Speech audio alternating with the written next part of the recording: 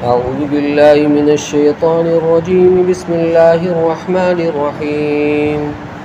يا أيها المزمل قم الليل إلا قليلا نصفه أو انقص منه قليلا أو زد عليه ورتل القرآن ترتيلا إنا سنلقي عليك قولا ثقيلا إن ناشئة الليل هي أشد وطئا وأقوم قيلا إن لك في النهار سبحا طويلا واذكر اسم ربك وتبتل إليه تبتيلا رب المشرق والمغرب لا إله إلا هو فاتخذه وكيلا واصبر على ما يقولون وهجرهم هجرا جميلا وذرني والمكذبين أولي النعمة ومهلهم قليلا إن لدينا أنكالا وجحيما وطعاما ذا غصة وعذابا أليما يوم ترجف الأرض والجبال وكانت الجبال كثيبا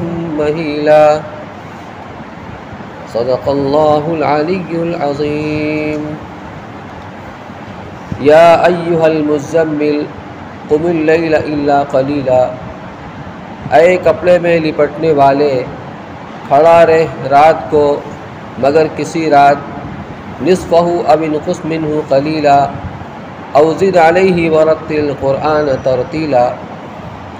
آدھی رات یا اس میں سے کم کر دے تھوڑا سا یا زیادہ کر اس پر اور کھول کھول کر پڑھ قرآن کو صاف. انا سنلقی علیک قولا ثقیلا. ہم ڈالنے والے ہیں تجھ پر ایک بات وزندار. ان ناشئۃ اللیل ہی اشد وطئا واقوم قیلا. البتہ اٹھنا رات کو سخت روندتا ہے اور سیدھی نکلتی ہے بات. ان لک فی النہار سبحا طویلا. البتہ تجھ کو دن میں شغل رہتا ہے لمبا. واذکر اسم ربک وتبتل الیہ تبتیلا. اور پڑھے جا نام اپنے رب کا اور چھوٹ کر چلا آ اس کی طرف سب سے الگ ہو کر. رب المشرق والمغرب لا الہ الا هو فاتخذہ وکیلا. مالک مشرق اور مغرب کا اس کے سوا کسی کی بندگی نہیں سو پکڑ لے اس کو کام بنانے والا. واصبر علی ما یقولون وہجرہم ہجرا جمیلا. اور سہتا رہ جو کچھ کہتے رہے اور چھوڑ دے ان کو بھلی طرح کا چھوڑنا. وذرنی والمکذبین اولی النعمۃ ومہلہم قلیلا. اور چھوڑ دے مجھ کو اور جھٹلانے والوں کو جو آرام میں رہے ہیں اور ڈھیل دے ان کو تھوڑی سی. ان لدینا انکالا وجحیما. ہمارے پاس بیڑیاں ہیں اور آگ کا ڈھیر. وطعاما ذا غصۃ وعذابا الیما. اور کھانا گلے میں اٹکنے والا اور عذاب دردناک. یوم ترجف الارض والجبال وکانت الجبال کثیبا مہیلا. جس دن کے کانپے گی زمین اور پہاڑ اور ہو جائیں گے پہاڑ ریت کے تودے پھسلتے. یہ سورہ مزمل ہے جو مکہ میں نازل ہوئی اور اس میں 20 آیتیں اور 2 رکوع ہیں. اس کے پہلے جو سورت تھی سورہ جن اور اس سے پہلے سورہ نوح. سورہ نوح کے اندر اللہ تعالیٰ نے مشرکین مکہ کو نوح علیہ السلام میں قوم کے اوپر جو عذاب آیا تھا اللہ کی پکڑ آئی تھی اس کو سنا کر گویا ان کو دھمکی دی گئی ڈرایا گیا. اور پھر سورہ جن کے اندر ان کو ترغیب دی گئی جناتوں کا واقعہ سنا کر کے. اس صورت کے اندر اللہ کے رسول صلی اللہ علیہ وسلم کے باوجود کوشش کے جب مخالفین بجائے بات کے ماننے کے بجائے ایمان قبول کرنے کے آپ کی شان میں طرح طرح کے القاب سے جو آپ کو ملقب کرتے ہیں. کبھی ساحر کہتے ہیں, کبھی کاہن کہتے ہیں, کبھی شاعر کہتے ہیں, جس کی وجہ سے آپ کو طبعی طور پر دکھ ہوتا ہے رنج ہوتا ہے. تو ایسے ہی کسی موقع پر جب مشرکین مکہ دارالندوہ جو ان کا مشورے کے لیے ایک جگہ بنی ہوئی تھی جس کو دارالندوہ کہتے ہیں, وہاں بیٹھ کر آپس میں مشورہ کر رہے تھے کہ ان کے بارے میں کوئی ایسا لفظ سوچو, کوئی ایسا لقب سوچو جس پر سب متفق ہو. تو کسی نے کہا کہ ان کو شاعر کہا جائے, تو لوگوں نے اس کو رد کر دیا کہ یہ مناسب نہیں ہے، کیونکہ اشعار اور قرآن کا جو کلام ہے اس میں کوئی نسبت نہیں۔ کسی نے اس کو ساحر یعنی جادوگر کہا، اس کو بھی رد کر دیا گیا۔ پھر بعضوں نے کہا کہ یہ کاہن ہے، اس کو بھی رد کر دیا گیا۔ پھر اسی پر اتفاق ہوا کہ آپ کو ساحر کہو، کیوں جس طرح جادو کے ذریعے سے میاں بیوی کے اندر، باپ بیٹے کے اندر، بھائی بھائی کے اندر تفریق کر دی جاتی ہے، تو اس کا اثر بھی یہ ہے کہ ایک گھر کے اندر باپ مسلمان بیٹا کافر، بیٹا مسلمان باپ کافر، اس طریقے سے۔ تو یا حضرت مفتی صاحب رحمۃ اللہ علیہ لکھا ہے کہ یا ایھا المزمل، مزمل کے لفظی معنی اپنے اوپر کپڑے لپیٹنے والا، تقریباً اسی کا ہم معنی لفظ مدثر ہے جو اگلی صورت میں آ رہا ہے۔ ان دونوں صورتوں میں رسول کریم صلی اللہ علیہ وسلم کو ایک وقتی حالت اور مخصوص صفت کے ساتھ خطاب کیا گیا ہے، کیونکہ اس وقت رسول اللہ صلی اللہ علیہ وسلم شدت خوف اور فزع کے سبب سخت سردی محسوس کر رہے تھے، اس لیے اپنے اوپر کپڑے ڈالنے کے لیے فرمایا۔ یہ کپڑے ڈال دیے گئے تو آپ ان میں لپٹ گئے۔ واقعہ اس کا صحیحین بخاری اور مسلم میں حضرت جابر رضی اللہ عنہ کی روایت سے یہ ہے کہ رسول اللہ صلی اللہ علیہ وسلم فترت وحی کے زمانے کا ذکر فرما رہے تھے۔ فترت کے لفظی معنی سست ہو جانے کے ہیں۔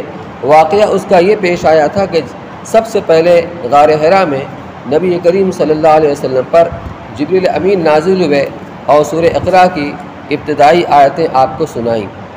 یہ فرشتے کا نزول اور وحی کی شدت پہل تھی، جس کا اثر طبعی طور پر ہوا، اور رسول اللہ صلی اللہ علیہ وسلم ام المومنین حضرت خدیجہ رضی اللہ تعالیٰ عنہ کے پاس تشریف لے گئے۔ سخت سردی محسوس کر رہے تھے، اس لیے فرمایا زملونی زملونی، یعنی مجھے ڈھانپ دو، مجھے ڈھانپ دو۔ اس کا مفصل اور طویل واقعہ صحیح بخاری کے پہلے ہی باب میں مذکور ہے۔ اس کے بعد کچھ دنوں تک یہ سلسلہ وحی کا بند رہا، یعنی پہلی مرتبہ جب وحی نازل ہوئی تھی، اس کے بعد ایک لمبا وقفہ تھا، تقریباً 3 سال کا وقفہ، اس کے بعد دوبارہ۔ تو یہ 3 سال کا جو کم و بیش وقفہ ہے، اس کو فترت وحی کا زمانہ کہتے ہیں، جس سے وحی کا آنا موقوف تھا۔ اس زمانے کو جس میں سلسلہ وحی بند رہا، زمانہ فترت الوحی کہا جاتا ہے۔ آپ نے اس زمانے فترت کا ذکر کرتے ہوئے فرمایا کہ ایک روز میں چل رہا تھا کہ اچانک میں نے آواز سنی تو نظر آسمان کی طرف اٹھائی، کیا دیکھتا ہوں کہ وہی فرشتہ جو غار حرا میں میرے پاس آیا تھا، آسمان و زمین کے درمیان ایک معلق کرسی پر بیٹھا ہوا ہے۔ مجھے ان کو اس حیت میں دیکھ کر پھر وہی رعب و ہیبت کی کیفیت طاری ہو گئی۔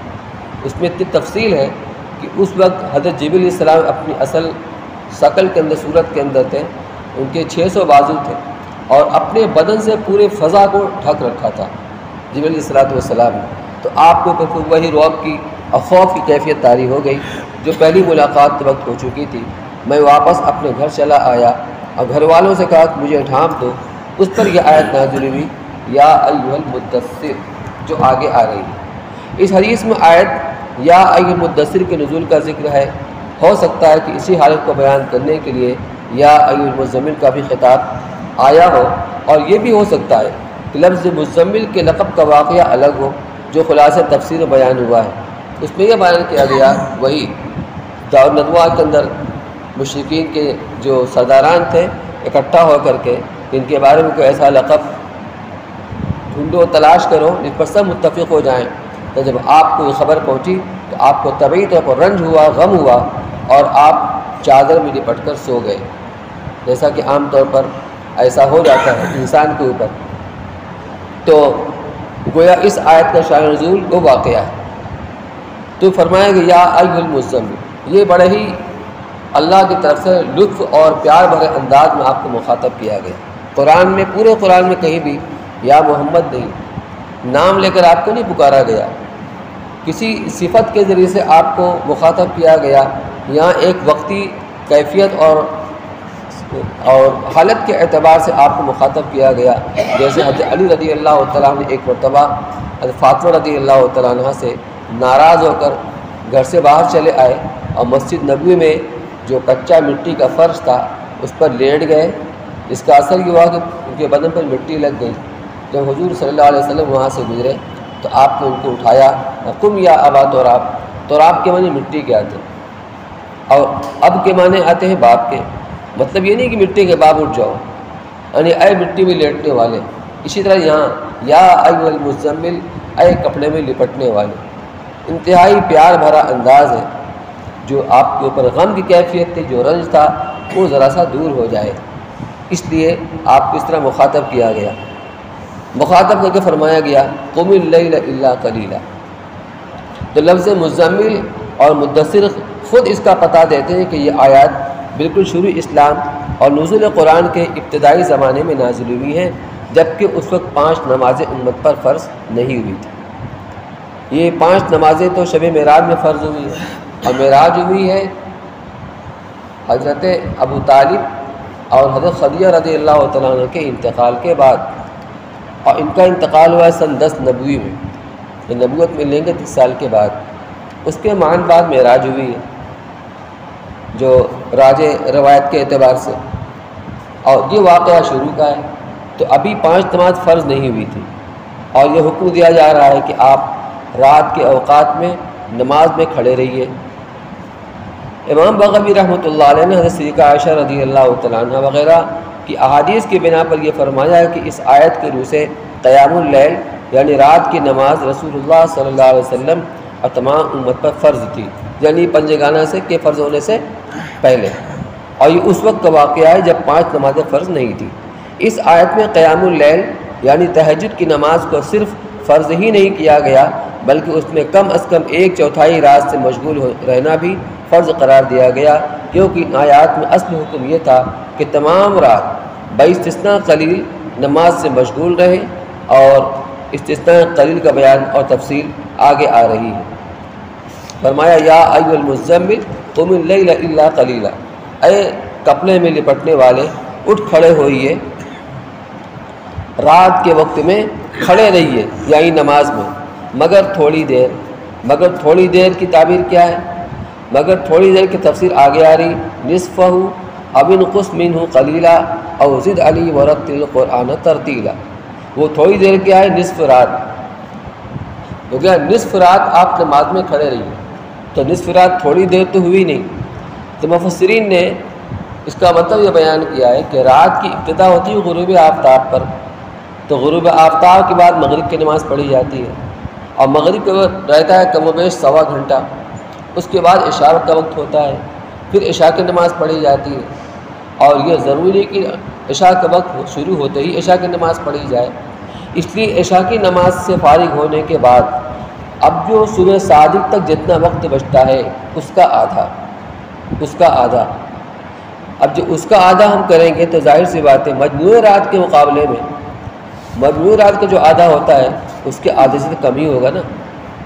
اگر فرض کیجئے مجموعی رات 12 گھنٹہ کی ہوتی ہے یا 11 گھنٹہ کی ہوتی ہے، تو اس طریقے پر تقریباً 7-8 گھنٹہ ہوا، تو اب 8 گھنٹے کا نصف 4 گھنٹہ ہوا، اور 11 گھنٹہ کا نصف 5.5 گھنٹہ ہوا۔ تو اس اعتبار سے اگرچہ اس کو نصف کہا گیا ہے لیکن مجموعی رات کے اعتبار سے یہ قلیل ہی ہوا۔ تو آپ رات کے وقت میں اوقات میں نماز میں کھڑے رہیے، مگر تھوڑی سی دیر یعنی آدھی رات، اب انقص منہ قلیلا، یا اس میں تھوڑا کم کر دیجیے، یعنی جو کھڑے ہونے کا وقت ہے نصف رات سے کم کر دیجیے اور زیادہ وقت آرام کیجیے۔ آدھی رات سے کم آپ نماز کے اندر گزاریے اور آدھی رات سے زیادہ آپ آرام کیجیے۔ او زد علیہ، یا یہ کہ آپ آدھی رات سے زیادہ نماز میں کھڑے رہیے اور آدھی رات سے کم آپ آرام میں وقت گزاریے۔ یہ 3 کیٹیگری ہے جس میں گویا یہ بتایا گیا کہ 1/3 رات کھڑے رہیے نماز میں، یا نصف رات کھڑے رہیے، یا 2/3 رات کھڑے رہیے۔ اس میں آپ کو اختیار دیا گیا ہے، لیکن جو آخر کی آیتیں ہیں اس میں رخصت دی گئی، چنانچہ وہ آگے آ رہا ہے۔ امام بغوی رحمۃ اللہ علیہ روایات حدیث کی بنا پر فرماتے ہیں کہ اس حکم کی تعمیل میں رسول اللہ صلی اللہ علیہ وسلم اور صحابہ کرام رات کے اکثر حصہ کو نماز تہجد میں صرف فرماتے تھے، یہاں تک کہ ان کے قدم ورم کر گئے، یعنی بھر جاتے تھے، پھٹ جاتے تھے، اور یہ حکم خاصا بھاری معلوم ہوا۔ سال بھر کے بعد اسی صورت کا آخری حصہ فقرؤوا ما تیسر من، اس کا مطلب ہے جتنا آسانی سے پڑھ سکتے ہو پڑھو، اب وہ پابندی نہیں رہے گی۔ جس نے اس طویل قیام کی پابندی منسوخ کر دی اور اختیار دے دیا کہ جتنی دیر کسی کے لیے آسان ہو سکے اتنا وقت خرچ کرنا نماز تہجد میں کافی ہے۔ یہ مضمون ابو داؤد و نسائی میں حضرت صدیقہ عائشہ رضی اللہ تعالیٰ عنہ سے منقول ہے، اور حضرت ابن عباس رضی اللہ تعالیٰ عنہ نے فرمایا کہ جب 5 نمازوں کی فرضیت شب معراج میں نازل ہوئی تو نماز تہجد کی فرضیت منسوخ ہو گئی، یعنی جب معراج میں کی رات میں 5 نمازیں فرض ہوئی تو اب تہجد کی نماز کی فرضیت منسوخ ہو گئی۔ البتہ حضور صلی اللہ علیہ وسلم پابندی کے ساتھ پوری زندگی آپ نے تہجد کی نماز پڑھی ہے، اور زیادہ تر صحابہ کرام بھی اس کا اہتمام فرماتے تھے۔ رسول اللہ صلی اللہ علیہ وسلم نے البتہ ہمیشہ اس پر مداومت فرمائی، اسی طرح اکثر صحابہ کرام بڑی پابندی سے نماز تہجد ادا کرتے تھے۔ فرمایا گیا قم اللیل الا قلیلا، اللیل پر الف لام داخل ہونے سے یعنی عربی قاعدے کے لحاظ سے اس سے مراد ہے پوری رات کے معنی دی۔ قم اللیل یعنی پوری رات کھڑے رہیے مگر تھوڑی دیر، تو مطلب آیت کا یہ ہو گیا کہ آپ ساری رات قیام اللیل میں مشغول رہے بجز قلیل کے، مگر چونکہ لفظ قلیل مبہم تھا، تھوڑی دیر کتنی دیر ہوئی یہ متعین نہیں تھا، مبہم تھا، اس لیے آگے ان کی تشریح اس طرح فرما دی نصفہ، وہ تھوڑی دیر نصف رات ہے۔ اب انقص منہ قلیلا او زد علیہ، یعنی اب آپ نصف رات قیام فرمائیں یا نصف سے کچھ کم کر دیں یا نصف سے کچھ بڑھا دیں۔ یہ بیان الا قلیلہ کے استثناء کا، جو مستثنیٰ کیا ہے کہ آپ پوری رات کھڑے رہیے مگر تھوڑی دیر، تو تھوڑی دیر کی تفسیر کیا ہے کہ آپ تھوڑی دیر آرام کر سکتے ہیں، وہ ہے نصف رات سے کم، نصف رات سے زیادہ اور نصف رات۔ اس لیے اس پر یہ سوال ہو سکتا ہے کہ نصف تو قلیل نہیں کہلاتا۔ جواب یہ ہے کہ رات کا ابتدائی حصہ تو نماز مغرب پھر عشاء وغیرہ میں گزر ہی جاتا ہے، اب نصف سے مراد باقی ماندہ کا نصف ہوگا، وہ مجموع رات کے اعتبار سے قلیل ہے۔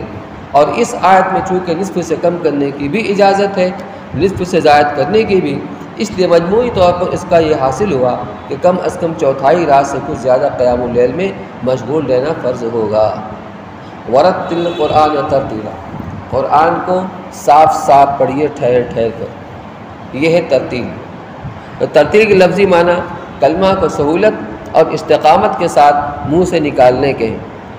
مفردات امام راغب میں مطلب آیت کا یہ ہے کہ تلاوت قرآن میں جلدی نہ کرے بلکہ ترتیل و تسہیل کے ساتھ ادا کرے، اور ساتھ ہی اس کے معنی میں تدبر و غور کرے۔ ورتل کا عطف قم اللیل پر ہے، اور اس میں اس کا بیان ہے کہ رات کے قیام میں کیا کرنا ہے، یعنی جب آپ رات کے اوقات میں نماز میں کھڑے ہوں گے تو اس میں کیا کرنا ہے، کیونکہ نماز قرآن پر اور دوسرے اذکار پر مشتمل ہے۔ رکوع میں رکوع کی تسبیح پڑھتے ہیں، سجدہ میں سجدے کی تسبیح پڑھتے ہیں، قاعدہ میں تحیات پڑھتے ہیں، درود شریف پڑھتے ہیں، اس میں قرات بھی ہوتی ہے قیام کی حالت میں۔ تو کرنا کیا ہے، اس سے معلوم ہوا کہ نماز تہجد اگرچہ قرات و تسبیح، رکوع و سجود سبھی اجزائے نماز پر مشتمل ہے، مگر اس میں اصل مقصود قرات قرآنی ہے۔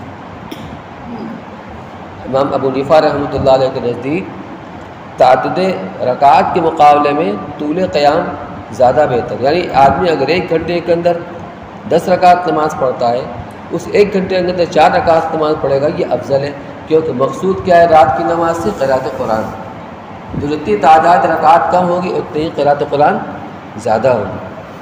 اسی لیے احادیث صحیحہ اس پر شاہد ہے کہ رسول اللہ صلی اللہ علیہ وسلم تہجد کی نماز بہت طویل ادا فرماتے تھے، یہی عادت صحابہ اور تابعین میں معروف رہی ہے۔ انا سنلقی علیک قولا ثقیلا، ہم آپ پر ایک بھاری کلام نازل کرنے والے ہیں۔ ثقیل کے معنی بھاری کے ہیں، اور قول ثقیل سے مراد قرآن ہے، کیونکہ اس کے بیان کردہ حلال و حرام اور جائز و ناجائز کی حدود کی دائمی پابندی، پورے طور سے پابندی طبعی طور پر بھاری، یعنی شریعت کے احکام کو اپنے اوپر لاگو کرنا اور اس کے مطابق چلنا، بھلے نفس کو ناگوار ہو، یہ نفس میں گراں گزرتا ہے، بھاری ہوتا ہے، بجز اس کے کہ جس کے لیے اللہ تعالیٰ اس کو آسان بنا دے۔ اور قرآن کو قول ثقیل اس وجہ سے بھی کہا جا سکتا ہے کہ اس کے نزول کے وقت رسول اللہ صلی اللہ علیہ وسلم ایک خاص وزن اور شدت محسوس فرماتے تھے، جس سے سخت سردی کے زمانے میں بھی آپ کی پیشانی پسینہ پسینہ ہو جاتی تھی۔ لا یستوی القاعدون،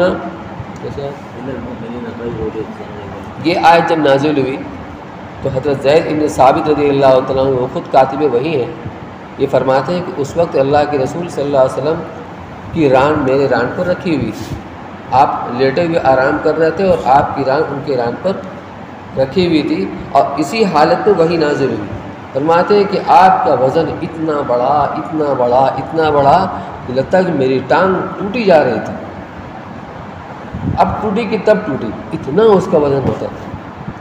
جب آپ اپنی مخصوص سواری جو اونٹنی تھی، اس کا نام قصوہ تھا، اس پر آپ سوار ہوتے تھے اور وہی نازل ہوتی تھی تو اس بوجھ کو برداشت نہیں کر سکتی تھی اور چاروں ہاتھ پیر کو پھیلا دیا کرتی تھی اور گردن کو ڈال دیا کرتی۔ حضرت عائشہ صدیقہ رضی اللہ تعالیٰ فرماتی ہیں کہ سخت سردی کے زمانے میں اس وحی کا اثر یہ ہوتا تھا کہ حضور صلی اللہ علیہ وسلم کی پیشانی پسینے میں شرابور ہو جاتی تھی۔ تو اس اعتبار سے بھی یہ قول ثقیل ہے۔ اس آیت میں اس طرف اشارہ پایا جاتا ہے کہ نماز تہجد کا حکم اس لیے دیا گیا کہ انسان مشقت اٹھانے کا خوگر بنے۔ یہ رات کو نیند کے غلبہ اور نفس کی راحت کے خلاف ایک جہاد ہے، اس کے ذریعے ثقیل بوجھل احکام کی برداشت آسان ہو جائے گی جو قرآن میں نازل ہونے والے ہیں۔ جو دعوت کا کام ہے، تبلیغ کا کام ہے، اس میں دعوت دینے والا، تبلیغ کرنے والا انبیاء علیہ الصلوۃ والسلام اور ان کے جو حقیقی اور سچے جانشین ہوتے ہیں، ایک تو مشقت اس کے اندر برداشت کرتے ہیں، قوموں کی ہمدردی دل کے اندر ہوتی ہے، ان کا بھلا چاہتے ہیں، ان کی ہمدردی ان کی خیر خواہی کے اندر ان کو سمجھاتے ہیں بات کو۔ سورہ نوح میں آپ نے سنا کہ پروردگار میں نے ان کو رات کو بھی سمجھایا، دن کو بھی سمجھایا، تنہائی کے اندر ان کو سمجھایا، مجموع کے اندر سمجھایا، کبھی آواز سے، بلند آواز سے، کبھی آہستہ آواز سے، یعنی جتنے بھی سمجھانے کا طریقہ ہو سکتا ہے سب کو میں نے اختیار کیا، لیکن سوائے دور بھاگنے کے مان کر انہوں نے نہیں دیا۔ وہ مشقت ہوتی ہے، اس کو برداشت کرنے کے لیے یہاں صلاحیت پیدا کرائی جاتی ہے۔ تو یہ اللہ کی طرف سے جو حکم تھا، اس میں ایک یہ مصلحت بھی تھی کہ نفس ناگواریوں کو، دشواریوں کو برداشت کرنے کا عادی بن جائے، اور ظاہر سے بات ہے تبلیغ کے کام میں جو ناگواریاں آتی ہیں، ایک تو خود مشقت کو برداشت کرنا، اور سب سے بڑی ناگواری یہ ہے کہ جس کی خیر خواہی میں، جس کی ہمدردی میں اب اس کو ہم دین کی باتیں بتا رہے ہیں تاکہ اس کی دنیا اور آخرت بن جائے، سنور جائے، وہ الٹے گالی دے، جادوگر کہے، شاعر کہے، کاہن کہے، اور نہ جانے کیسے کیسی باتیں۔ آج بھی جب جماعت والے چلتے ہیں، دیہاتوں میں جاتے ہیں، تو اگر علاقے کے لوگ نامانوس ہوتے ہیں، یہ آ گئے ایمان پر ڈاکہ ڈالنے، ایمان پر ڈاکہ ڈالنے والے آتے ہیں، تو ایمان کی باتیں کرنے کے لیے جاتے ہیں، لیکن وہاں اس طرح کی آوازیں کسی جاتی ہیں تو طبعی طور پر آدمی کے دل کو چوٹ پہنچتی ہے، ٹھیس پہنچتی ہے۔ تو یہ جسے کہتے ہیں دل گردہ بڑا ہونا، تو برداشت کرنے کی صلاحیت پیدا کرنے کے لیے یہ حکم دیا گیا۔ تو اس کے ذریعے ثقیل بوجھل احکام کی برداشت آسان ہو جائے گی جو قرآن میں نازل ہونے والے ہیں۔ ان ناشئۃ اللیل ہی اشد وطئا واقوم قیلا، بے شک رات کا اٹھنا یہ نفس کو کچلنے والے، بہت زیادہ کچلتا ہے۔ رات کو طبعی طور پر آدمی کو نیند محدود ہوتی ہے، لیکن نیند کو قربان کرنے کے بعد جب وہ اللہ کے سامنے کھڑا ہوتا ہے نمازوں کے اندر اور مشقت کو برداشت کرتا ہے تو یہ چیز نفس کو کچل دیتی ہے، نفس کو کچل دیتی ہے، اور یہ چیز معاون بنتی ہے جو اللہ اپنے بندے سے چاہتے ہیں، اللہ کی اطاعت، اس کی فرمان برداری وغیرہ کے اندر۔ تو ناشئہ بوزن عافیت مصدر ہے جس کے معنی ہے رات کی نماز کے لیے کھڑا ہونا۔ حضرت عائشہ رضی اللہ تعالیٰ عنہ نے فرمایا کہ سونے کے بعد رات کی نماز کے لیے اٹھنا ناشئۃ اللیل۔ قرآن حدیث کے اندر تہجد کی نماز کو تہجد کی نماز کے ذریعے سے نہیں اس کو ذکر کیا گیا، صلاۃ التہجد نہیں، رات کے وقت میں جو نماز پڑھی جاتی ہے وہ تہجد کی نماز ہے، اسی کے ناشئۃ اللیل بھی کہتے ہیں۔ تو حضور صلی اللہ علیہ وسلم کا معمول یہی رہا ہے کہ آپ عشاء کی نماز کے بعد آپ تھوڑی دیر آرام کرتے تھے، اس کے بعد اٹھ کر کے پھر نماز پڑھتے تھے، تو اس لیے بعض علماء تو اس طرف گئے ہیں کہ جو سونے کے بعد اٹھ کر نماز پڑھی جاتی ہے وہ تہجد کی نماز ہے، اسی کو ناشئۃ اللیل کہتے ہیں۔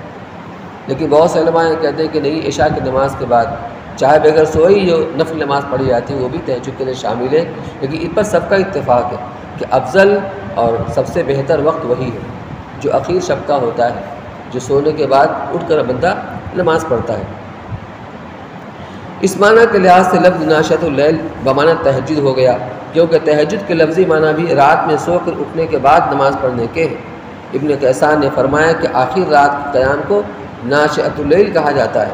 ابن زید نے فرمایا کہ رات کے جس حصہ میں بھی کوئی نماز پڑھی جائے وہ ناشئۃ اللیل میں داخل ہے۔ اور حضرت حسن بصری رحمۃ اللہ علیہ نے فرمایا کہ عشاء کی نماز کے بعد ہر نماز ناشئۃ اللیل میں داخل ہے۔ ابن ابی ملیکہ نے فرمایا کہ میں نے حضرت ابن عباس رضی اللہ تعالیٰ عنہ اور حضرت ابن زبیر رضی اللہ تعالیٰ عنہما سے ناشئۃ اللیل کے معنی پوچھے تو انہوں نے فرمایا کہ اللیل کلھا ناشئہ، یعنی رات کے ہر حصے کی نماز ناشئۃ اللیل میں داخل ہے۔ آگے فرمایا ہی اشد وطن واقوم قیلا، وطن واو کے فتح کے ساتھ یہ مصدر ہے معاطات کا جس کے معنی موافقت کے آتے ہیں۔ قرآن کریم میں دوسری جگہ لیواتئوا عدۃ ما حرم اللہ اس معنی میں آیا ہے، یعنی اشد وطن کے اندر تو واو کے فتح کے ساتھ ہے جس کے معنی کچلنے کے ہیں، نفس کو زیادہ کچلتا ہے، اور ایک قرات ہے وطاءن کی، واو کسرہ کے ساتھ عطا کے بعد حمزہ، اس کے معنی موافقت کے آتے ہیں۔ اس معنی کے اعتبار سے اس کا معنی کیا بنے گا، اس کو فرما رہے ہیں کہ ابن زید نے فرمایا کہ مراد یہ کہ رات کے وقت نماز کے لیے اٹھنا قلب، نگاہ، کان اور زبان سب میں باہمی موافقت پیدا کرنے میں اشد ہے، یعنی بہت زیادہ مؤثر ہے۔ دن کے اوقات کے اندر کبھی شور شغب ہوتا ہے، کبھی آدمی کے اوپر کچھ تفکرات کا ہجوم ہوتا ہے ذہن و دماغ کے اوپر، لیکن رات کے وقت میں آدمی بالکل خالی ذہن ہوتا ہے اور سناٹے کا وقت ہوتا ہے، جو قرآن کی قرات کی آواز نکلتی ہے کانوں میں اچھی طرح جاتی ہے، دل کے اندر بیٹھتی ہے، یہ مطلب تو ایک دوسرے میں موافقت ہوتی ہے، زبان میں، کان میں، دل میں، دماغ میں، یہ مطلب ہے۔ ابن عباس رضی اللہ تعالیٰ عنہ نے فرمایا کہ اشد وطن کے معنی یہ ہے کہ کان اور قلب میں اس وقت موافقت زیادہ ہوتی ہے۔ وجہ یہ ہے کہ رات کا وقت عموماً کاموں سے فراغت اور شور و شغب سے نجات اور سکون کا وقت ہوتا ہے۔ اس وقت جو الفاظ زبان سے نکلیں گے اپنے کان بھی ان کو سنیں گے اور دل بھی حاضر ہوگا، اور لفظ وطعن کے ایک دوسرے معنی روننے اور کچلنے کے بھی آتے ہیں۔ بعض ائمہ تفسیر نے اس جگہ یہی معنی لے کر مراد یہ قرار دی ہے کہ رات کی نماز نفس کشی اور نفس کو کچلنے میں بہت معین، یعنی نفس کو قابو رکھنے اور ناجائز خواہشات پر اڑنے سے روکنے میں نماز تہجد سے بڑی مدد ملتی ہے۔ نفس تو سرکس گھوڑا ہوتا ہے نا، کہ آدمی کے دل میں جو بات آئی، اپنی خواہشات کو پوری کرنے کا جذبہ دل کے اندر پیدا ہوا، اس خواہشات سے روکنے میں یہ چیز بہت معین مددگار ہوتی ہے۔ رات کے وقت میں اپنے دین کو قربان کر کے نماز تہجد کے لیے مشغول ہونا۔ خلاصہ اس آیت کا بھی حکم قیام اللیل کی حکمت بیان کرنا ہے۔ اس سے پہلی آیت میں جو اس کی حکمت ارشاد فرمائی گئی تھی انا سنلقی علیک قولا ثقیلا، کہ تہجد کی نماز کیوں پڑھیں، کہ ہم آپ کے اوپر ایک بھاری کلام ڈالنے والے ہیں۔ یہ تو حضرت صلی اللہ علیہ وسلم کی ذات قدسی کے ساتھ خاص تھی کہ قول ثقیل یعنی قرآن کے نزول کا تعلق آپ ہی کی ذات سے۔ اس دوسری آیت میں جو حکمت بیان ہوئی وہ سب امت کے لیے عام ہے کہ رات کی نماز میں دو وصف ہیں، اول قلب و زبان میں موافقت، دوسری تلاوت قرآن میں بوجہ سکون کے آسانی۔ ان لک فی النہار سبحا طویلا، یہ تیسری علت ہوئی کہ رات کے وقت میں آپ تہجد کی نماز کے اندر مشغول ہوں۔ کیوں؟ اس لیے کہ دن کے وقت میں آپ کو بہت سارے کام رہتے ہیں۔ لفظ سبحن کے لفظی معنی جاری ہونے اور گھومنے پھرنے کے، اسی سے پانی میں تیرنے کو بھی سبحن اور سباحت کہا جاتا ہے کہ پانی میں بغیر کسی رکاوٹ کے گھومنا پھرنا تیراکی کے ساتھ آسان۔ سڑک پر تو آدمی چلتا ہے تو کبھی روڈ جام مل جاتی ہے، لیکن پانی کے اندر آدمی تیرتا ہے تو کوئی رکاوٹ نہیں آتی۔ اسی لیے فضائے آسمانی کے اندر جو سیارے جو تیر رہے ہیں ان کے بارے میں آتا ہے کل فی فلک یسبحون، ہر ایک اس خلا کے اندر تیر رہے، یعنی کوئی رکاوٹ نہیں اس کے اندر۔ تو دن کے وقت میں تو مسلسل کام رہتا ہے، تبلیغ کا کام، تعلیم کا کام، اسی طریقے سے اپنی ذاتی ضروریات کے لیے آنا اور جانا مستقل کام رہتے ہیں، لیکن رات کے وقت فارغ ہوتا ہے، اس لیے بھی اس وقت میں نماز تہجد کا پڑھنا بہت مفید اور کارآمد ہے۔ یہاں مراد سب سے دن بھر کے مشاغل ہیں جن میں تعلیم و تبلیغ اور اصلاح خلق کے لیے یا اپنی معاشی مسالے کے لیے چلنا پھرنا سب داخل ہے۔ اس آیت میں قیام اللیل کے حکم کی تیسری علت اور مصلحت کا بیان ہے، یہ بھی حضرت صلی اللہ علیہ وسلم اور پوری امت کے لیے عام ہے۔ وہ یہ کہ دن میں تو رسول اللہ صلی اللہ علیہ وسلم اور اسی طرح دوسرے سبھی حضرات کو بہت سے مشاغل چلنے پھرنے کے رہتے ہیں، فارغ البالی سے عبادت میں توجہ مشکل ہوتی ہے۔ رات کا وقت اس کام کے لیے رہنا چاہیے کہ بقدر ضرورت نیند اور آرام بھی ہو جائے اور قیام اللیل کی عبادت بھی۔ وَاذْكُرِ اسْمَ رَبِّكَ وَتَبَتَّلْ إِلَيْهِ تَبْتِيلًا، کہ آپ اپنے رب کا نام کا ذکر کیا کیجئے اور مخلوق سے منقطع ہو کر خالق کی طرف متوجہ رہیے۔ تبدل کے لفظی معنی مخلوق سے منقطع ہو کر خالق کی عبادت میں لگ جانے کے ہیں، اور وَاذْكُرِ اسْمَ رَبِّكَ کا عطف قُمِ اللَّيْلِ پر ہے، جس میں رسول اللہ صلی اللہ علیہ وسلم کو قیام اللیل یعنی رات کی نماز کا حکم دیا گیا ہے، اور اس کے ضمن میں دن کی خاص عبادتوں کی طرف بھی اشارہ کر دیا گیا، کما فی قولہ اِنَّ لَكَ فِی النَّارِ سَبْحًا طَوِیلًا، یعنی مختلف آپ کی ذمہ داریاں ہیں، تعلیم کی، تبلیغ کی، اصلاح خلق کی، لیکن ذکر ایسی چیز ہے کہ اس کے لیے کوئی وقت متعین نہیں۔ یہاں تہجد کے لیے رات کے وقت متعین ہے، اور جو اصلاحی کام ہے اور دوسرے کام ان کے لیے دن کا وقت متعین ہے، وہ دن کے وقت میں کیا جاتا ہے، لیکن ذکر اللہ ایسی چیز ہے اس کے لیے کوئی وقت متعین نہیں ہے، آپ رات کو بھی کیجیے، دن کو بھی کیجیے۔ اور ذکر کوئی ایک شکل کا اس میں صورت متعین نہیں ہے کہ اس کی طرح ہی ذکر ہوتا ہے۔ اللہ کا ذکر جو ہم مختلف اوقات کے اندر دعائیں مانگتے ہیں، پڑھتے ہیں نا، کھانا کھانے سے پہلے، کھانا کھانے کے بعد، استنجا سے پہلے، نکلنے کے بعد، مسجد میں داخل ہونے کے وقت، مسجد سے نکلنے کے بعد، صبح کو، شام کو، جو مختلف دعائیں مسنونہ، یہ بھی ذکر کے اندر آتی ہیں۔ حضرت مفتی صاحب نے اس آیت کی تفسیر فرمایا تھا کہ یا ایھا الذین آمنوا اذکروا اللہ ذکرا کثیرا وسبحوہ بکرۃ واصیلا، کہ کثرت کے ساتھ اللہ کا ذکر کرو۔ تو جب آدمی دعائیں مسنونہ کا اہتمام کرے گا تو وہ اس زمرے میں شامل ہو جائے گا، کثرت سے ذکر کرنے والوں میں۔ ایک تو یہ ہوا، دوسرے یہاں فرمایا کہ وَاذْكُرِ اسْمَ رَبِّكَ، وَاذْكُرْ رَبَّكَ نہیں ہے کہ اپنے رب کو یاد کیا کیجیے، اپنے رب کا نام ذکر کیا کیجیے، لہذا اس میں یہ بھی شامل، اگر کوئی اللہ اللہ کہہ رہا ہے، لا الہ الا اللہ کا ورد کر رہا ہے، اللہ اللہ کا ورد کر رہا ہے، یہ بھی اس میں شامل ہے۔ اسی طریقے سے دینی شرعی احکامات کے اوپر بندہ جو عمل کر رہا ہے وہ بھی ذکر میں شامل ہے۔ من اعرض عن ذکری فإن له معیشۃ ضنکا سے مراد وہی دین ہے۔ جو آدمی میرے اس دین سے اعراض کرے گا تو دین کے احکامات پر عمل کرنا اور زبان سے بھی اللہ کا ذکر کرنا، تسبیحات کا پڑھنا اور اذکار مسنونہ کا کرنا، اور آخری چیز کیا ہے؟ ذکر قلبی، کہ آدمی کی زبان نہیں ہل رہی ہے لیکن دل ذاکر ہے، ذکر کر رہا ہے۔ یہ بھی صوفیہ کی اصطلاح میں یہ بھی ایک خاص چیز ہے، ذکر قلبی، جس کا دل جاری ہو جاتا ہے، زبان سے تو کچھ نہیں کہتا لیکن اس کا دل ہر وقت اللہ اللہ اللہ اللہ کرتا رہتا ہے، یہ بھی اس میں شامل ہے۔ اب وہ حدیث کے جو آتا ہے کان رسول اللہ صلی اللہ علیہ وسلم یذکر فی اعیانہ، کہ آپ اپنے تمام اوقات میں اللہ کا ذکر کیا کرتے تھے، اور یہ بھی آپ سے ثابت ہے کہ استنجا کے دوران میں آپ زبان سے اللہ کا ذکر نہیں کرتے تھے، تو وہاں بھی آپ غافل نہیں رہتے تھے، وہ ذکر قلبی ہوا کرتا تھا۔ تو اس کے لیے کوئی خاص وقت متعین نہیں ہے، یہ مستقل ہوتے رہنا چاہیے۔ آپ کو مخاطب کر کے فرمایا گیا کہ آپ اللہ کے نام کا ذکر کرتے رہیے اور مخلوق سے قطع تعلق کر کے اسی کی طرف متوجہ رہیے۔ یہ قطع تعلق اس طرح کا نہیں کہ آدمی کے جو اوپر جو حقوق ہیں اپنے بیوی بچوں کے، چھوٹے بچوں کے، وہ ضائع ہو جائیں، یہ روحانیت نہیں ہے۔ روحانیت یہ ہے کہ آدمی اپنے جائز دنیا کی جائز لذتوں کو بھی ترک کر دے اور اس کو عبادت سمجھ کر ترک کرے۔ اسلام میں روحانیت نہیں، لا روحانیت فی الاسلام۔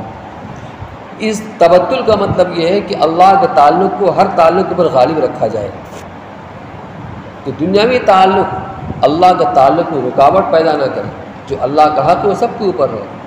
چنانچہ ازواج مطہرات کہتی ہیں کہ حضور صلی اللہ علیہ وسلم جب گھر میں آتے تھے تو ایک گھر کے عام فردی کی طرح سے اب ہر کام میں شریک ہو جاتے تھے۔ ازواج مطہرات کو جو کام ہوتا تھا اس میں بھی ہاتھ بٹا دیا کرتے تھے، اپنا کرتا خود سے آپ سل لیا کرتے تھے، جوتا خود سے گانٹ لیا کرتے تھے۔ تو گھریلو کام کاج جو ہوتا ہے اس میں کوئی تکلف نہیں فرماتے تھے، ایک گھر کے عام فرد کی طرح سے۔ لیکن جب نماز سے وقت ہوتا تو آپ ہمارے درمیان سے ایسا اٹھ جاتے کان لو لم یعرفنا، گویا ہمیں پہچانتے ہی نہیں۔ اللہ کا تعلق ہر تعلق کے اوپر غالب ہونا چاہیے، یہ مطلب ہے۔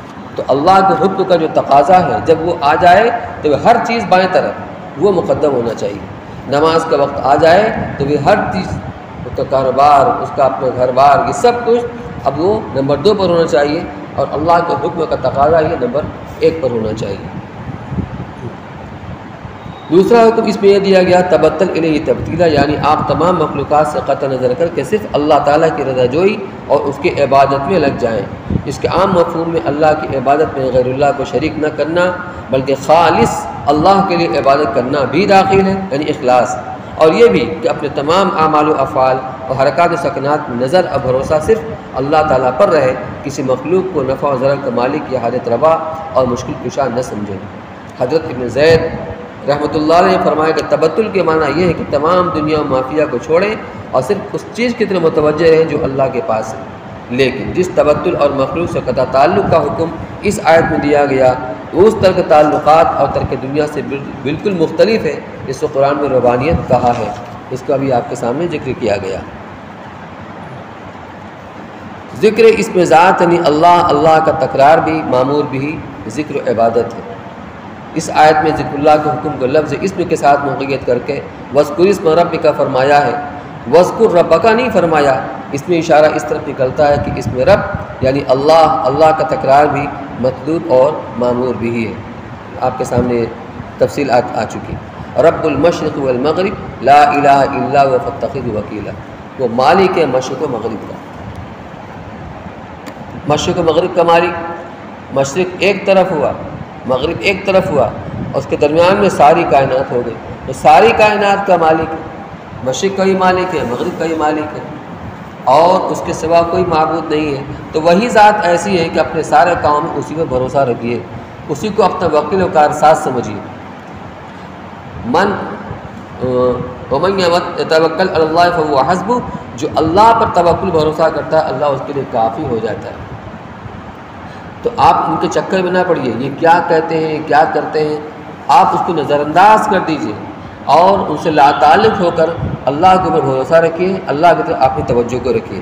فاتخذوا وکیلا، یعنی وکیل لغت میں اس شخص کو کہا جاتا ہے جس کو کوئی کام سپرد کیا جائے، تو اس کا مفہوم یہ ہوا کہ اپنے سب کاروبار، معاملات اور حالات کو اللہ کے سپرد کرو، اسی کا نام اصطلاح میں توکل ہے۔ اس صورت میں جو احکام رسول اللہ صلی اللہ علیہ وسلم کو دیے گئے ہیں یہ ان میں 5واں حکم ہے۔ اب توکل کا مطلب کیا ہوتا ہے؟ توکل کا مطلب یہ نہیں کہ آدمی اسباب کو ترک کر دے، یہ مطلب ہرگز نہیں۔ حضور صلی اللہ علیہ وسلم نے اپنے عمل سے اس کو بتایا ہے۔ غزوہ خندق کے موقع پر کوئی مقابلہ نہیں تھا، ایک طرف جم غفیر تھا کفار کا، مسلمان تھوڑی تعداد میں، وسائل بھی بہت محدود، آپ اللہ دعا بھی تو کر سکتے تھے، اور آپ کی دعا پر اللہ تعالیٰ مشرکوں کو شکست دے سکتا تھا، لیکن آپ نے اسباب اختیار کیا، مشورہ کیا کیا کرنا چاہیے، اور مشورے یہ پاس ہو گیا خندق کھودنی چاہیے، تو خود بھی آپ خندق کھودنے میں لگے ہوئے، سارے صحابہ لگے ہوئے، اسباب اختیار کیا، یہ پیغام دیا جو تمہارے بس میں ہے، جتنی تمہارے طاقت میں وہ کر گزرو، اسباب اختیار کرو، لیکن اس سے بہت زیادہ منہمک ہونے کی ضرورت نہیں، جتنا تمہارے بس میں اتنا کرنے کے بعد اب بھروسہ اللہ کی ذات پر ہونا چاہیے، مخلوق پر بھروسہ نہیں ہونا چاہیے، یہ ہے توکل۔ تو توکل کا مطلب اسباب کو ترک کرنا نہیں ہے، بلکہ توکل کا مطلب اسباب کو اختیار تو کرے لیکن بھروسہ اس اسباب پر نہ ہو بلکہ رب الاسباب کے اوپر ہونا چاہیے۔ وَاصْبِرْ عَلَىٰ مَا يَقُولُونَ وَاهْجُرْهُمْ هَجْرًا جَمِيلًا، اور جو باتیں آپ کے بارے میں کہتے ہیں آپ اس پر صبر کریں اور ان سے خوبصورتی کے ساتھ الگ ہو جائیں۔ اس کا مطلب کیا ہو؟ مطلب آپ نہ تو ان کے اس زیادتی کی شکایت کریں اور نہ انتقام کے درپے ہوں، وہ حجر حجرًا جمیلا، خوبصورتی کے ساتھ الگ ہو جائیں۔ یہ اس اطرح الگ ہونا ہے کہ شکایت بھی نہ ہو، اور ہم دیکھ رہے ہیں کیا کر رہے ہیں، کیونکہ آگے فرمایا گیا کہ ان لدینا انکالا و جحیما وطعاما ذا غصۃ وعذابا الیما، کہ ہمیں پتہ ہے یہ جو کچھ کہہ رہے ہیں آپ کے بارے میں، ان کا انجام کیا ہونا ہے ہم جانتے ہیں۔ یہ ہمارے پاس آئیں گے تو ہمارے پاس کیا ہے؟ بیڑیاں ہیں اور جہنم کی دہکتی ہوئی آگ ہے، وطعاما ذا غصۃ وعذابا الیما، اور گلے میں اٹکنے والا کھانا ہے، وہی زقوم ہے وغیرہ وغیرہ، اور دردناک عذاب، اس کے علاوہ طرح طرح کے عذاب ہیں۔ آپ صبر کیجئے، ان کے ساتھ کیا کرنا ہے ہم خوب جانتے ہیں۔ سنا ہے دنیا ہی کے اندر پھر غزوہ بدر واقع ہوا، پھر خندق ہوئی، پھر فتح مکہ ہوا، یہ ساری چیزیں پیش آئیں، اور آخر میں جو معاملہ اللہ کے ان کا ہونا ہے وہ تو ہو جائے گا۔ لہٰذا آپ ان کے چکر میں نہ پڑیں، آپ صبر کے ساتھ اپنے کام میں لگے رہیں۔ یوم ترجف الارض والجبال وکانت الجبال کثیبا مہیلا، یہ کس دن ہوگا؟ ان کے ساتھ یہ معاملہ کب پیش آئے گا؟ جس دن زمین اور پہاڑ کانپنے لگیں گے۔ کہیں جب قیامت قائم ہوگی تو یہ پہاڑ جو اتنے بڑے بڑے پہاڑ ہیں، وہ آپ نے سنا ہوگا کہ مولانا عزت صاحب آئے تھے نا بڑی مسجد کے دن کا بیان ہوا تھا، تو سب سے آخر میں ایک حدیث کو انہوں نے بیان کیا تھا، اس کا خلاصہ یہ تھا کہ زمین کو اللہ نے بنایا تو یہ پانی پر متحرک تھی، ہل رہی تھی، تو چونکہ انسان کو یہاں پر اللہ کو رکھنا تھا تو انسان کی بود و باش یہاں ممکن ہو سکے۔ اب جب کشتی کی طرح ہل رہی ہے تو کیسے رہے گا انسان؟ تو اللہ نے اپنی قدرت سے بڑے بڑے پہاڑوں کو ادھار دیا بطور میخ کے، تو زمین کی وہ حرکت وہ ٹھہر گئی اور پرسکون ہو گئی۔ اتنے بڑے بڑے پہاڑ جن کو نہ ہلایا جا سکے نہ کھسکایا جا سکے، تو فرشتوں نے پہاڑوں کو دیکھا تو کہا پروردگار عالم، کیا آپ نے اس سے بھی بڑی، اس سے مضبوط کوئی مخلوق پیدا کی ہے، بنائی ہے؟ کہا ہاں۔ کون سی مخلوق ہے؟ کہا لوہا، میں نے لوہا کو ہی پیدا کیا ہے جو بڑے بڑے پہاڑوں کو کاٹ کر کے اور اس میں راستے بنا دیا کرتا ہے۔ اس کا مطلب تب لوہا بڑی مخلوق ہوئی، طاقتور مخلوق ہوئی۔ کہا نہیں، میں نے آگ کو بھی پیدا کیا جو لوہے کو پگھلا کر کے اس کو پانی اور سیال بنا دیتا ہے، تو آگ بڑی مخلوق ہوئی۔ کہا نہیں، میں نے پانی کو بھی پیدا کیا ہے جو کتنی بڑی آگ کیوں نہ ہو پانی اس کو بجھا کے رکھ دیتا ہے، تو پانی بڑی مخلوق ہوئی۔ کہا نہیں، میں نے ہوا کو بھی پیدا کیا ہے جو پانی کو اڑا کر کے کہاں سے کہاں لے کے چلا جاتا ہے بادلوں کے۔ تو جس دن کی یہ پہاڑ، بڑے بڑے پہاڑ، اور زمین کانپنے لگے گی، یعنی قیامت کے دن، وَكَانَتِ الْجِبَالُ كَثِيبًا مَهِيلًا، اور پہاڑ ریگے رواں بن جائیں گے۔ ریگے رواں جیسے بالو ہوتا ہے نا، آپ اس کو مٹھی میں اٹھا کر لیے رہیں گے تو رکا نہیں رہے گا، جہاں بھی ذرا سی ادھر پائے گا اور لگاتار گرنا شروع ہو جائے گا۔ تو کہاں اتنا بڑا پہاڑ اور کہاں اتنا بڑا انقلاب ہوگا کہ ان کو ریگے رواں ہو جائے گا، یعنی بالو کی طرح ہو جائے گا۔ اس دن ان کے عذاب کا سامنا ہوگا، لہٰذا آپ اس کے لیے پریشان نہ ہوں۔ اس کے بعد کا جو مضمون انشاءاللہ اگلے درس میں سماعت فرمائیں گے۔ سبحان اللہ و بحمدہ، سبحانک اللہم۔